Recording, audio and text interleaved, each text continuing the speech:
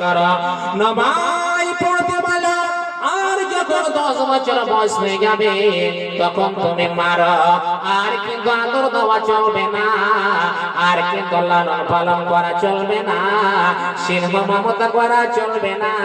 মুসলিম সমাজ রে, ও ভাগলপুর নিবাসী ভালো করে শুনে নাও, আজকে তোমার বাড়িতে কোনো কাম হয় না, চট করে চট তুলে দিচ্ছ, মারার জন্য প্রস্তুত হয়ে যাচ্ছ।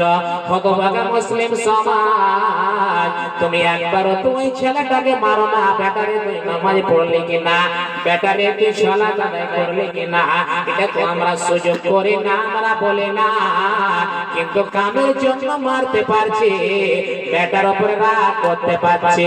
হতভাগা মুসলিম সমাজ রে, তুমি ভালো করে শুনে নাও, শুনে নাও, তোমাকে সালাত আদায় করতে হবে।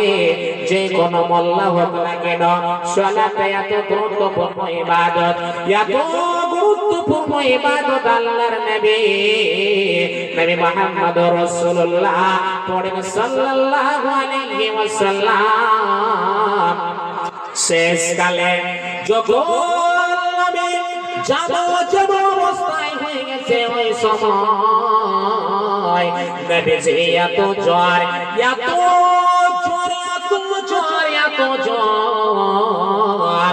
হযরত উম্মে সালমা রাদিয়াল্লাহু তাআলা আনহা বলছেন, এত জ্বর, এত জ্বর, নবীজির মুখ থেকে কোনো শব্দ আসে না, একটাই শব্দ রে,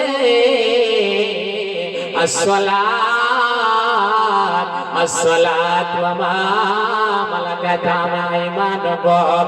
রে উম্মতের দল, রে উম্মতের দল, তোমরা ভালো করে শুনে নাও,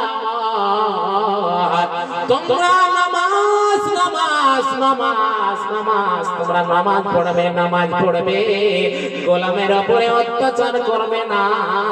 হাদিস বর্ণনাকারী উম্মে সালমা বলছেন, উম্মে সালমা রাদিয়াল্লাহু তাআলা আনহা বলছেন, আল্লাহর নবী এত কষ্ট, যত জ্বরে আক্রান্ত, বিশ্ব নবী বলতে পারছেন না, তবু বলেন আসসালাত, আসসালাত, আসসালাত।